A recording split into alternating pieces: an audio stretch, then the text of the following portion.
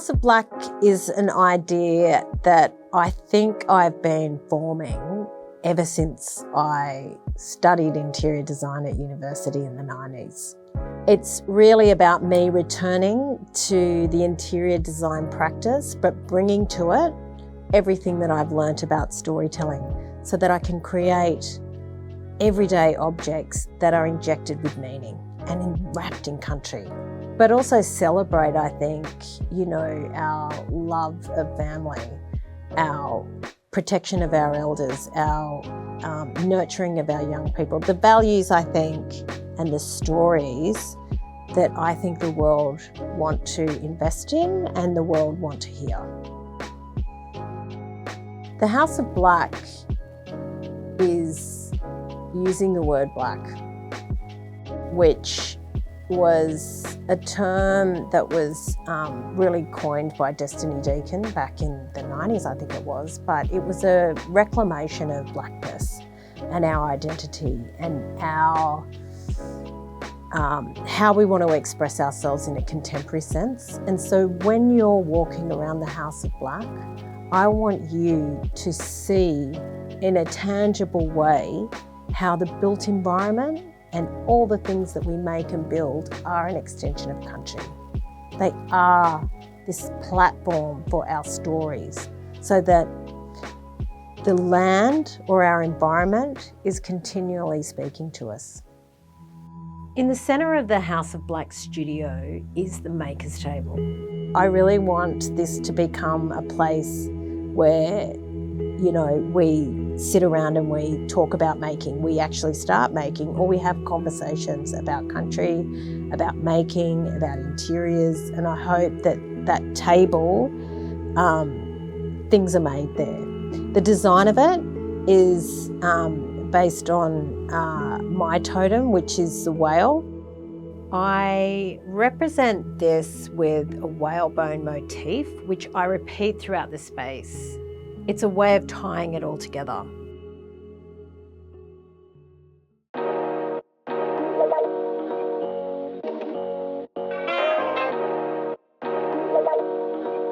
The rug behind me is made by an awesome group in Chippendale called Tufton Craft.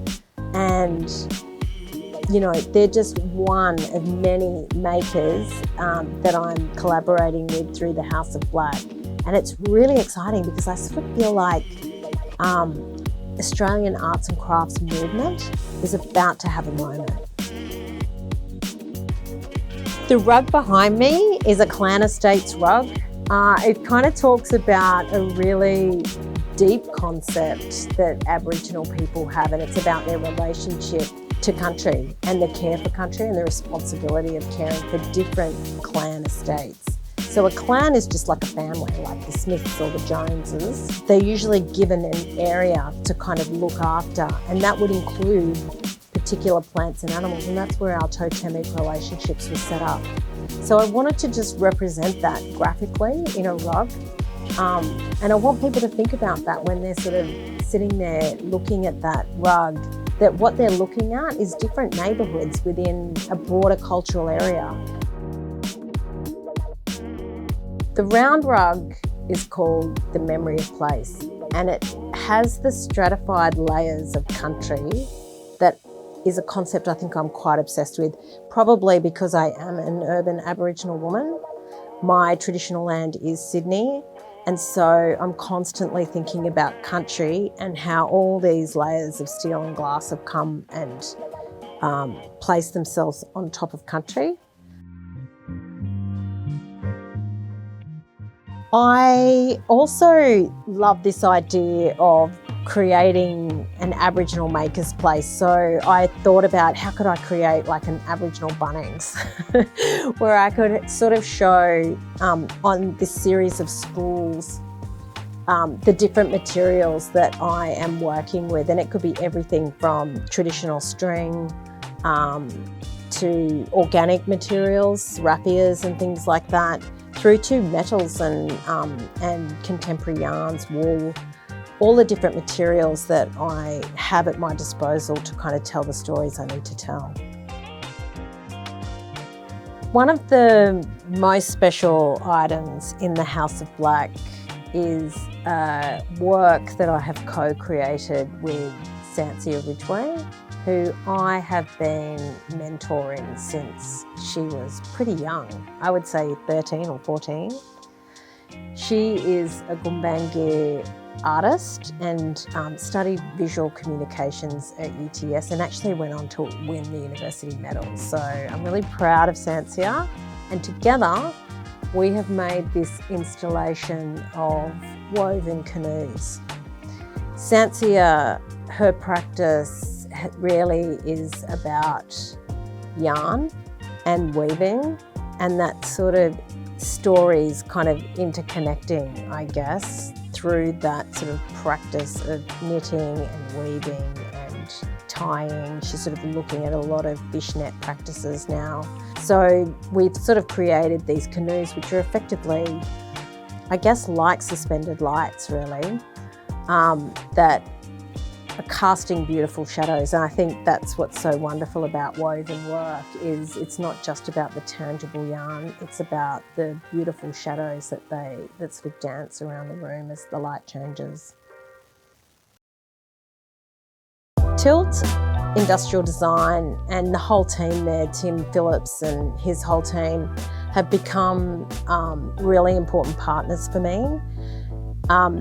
They're basically industrial designers, so they're kind of like brokers to bring ideas technically to life. So I'm a storyteller. I'm bringing cultural depth and narrative and place-based storytelling and all that kind of, I guess that kind of lens to the work that I do. The way we envisage the installation of the work with Tilt was kind of like you're underneath the water looking up at women fishing and in their canoes, in these crazy woven canoes. We sort of think that this idea of suspended work in this space, I guess, brings the whole thing to life. So teaming up with such a highly technical team that does all the research and development, that can actually make things happen, has been a marriage made in heaven, to be completely honest with you. It's really exciting to think about what we can do together. I'd really like to represent other First Nations artists to be able to tell stories using the medium of the built environment and interior design specifically. Lighting, furniture, carpets, wallpaper, that kind of tell stories about our values. So really engaging with a lot of artists and makers and manufacturers, particularly here in Australia, that can co-create these objects that bring to life and animate stories of place. Things that can go into people's homes, but also things that are place-based that belong to particular buildings, so custom interiors, and also things that spill out into the landscape as well. It could be street furniture or lighting. I think it's a really exciting medium for Aboriginal artists and for storytellers and for elders and traditional knowledges to sort of move into, because we can actually tell some really dark chapters in Australia's true history by making objects of absolute beauty. And I think it's kind of like an interesting way to deal with some of that painful history. I think it is painful to digest for a lot of Australians in words, but through making. And I think this is what's really exciting. It's actually not just about the product, but about the process. So making things together is kind of bringing down those barriers and actually creating a space for us to actually deal with these true histories.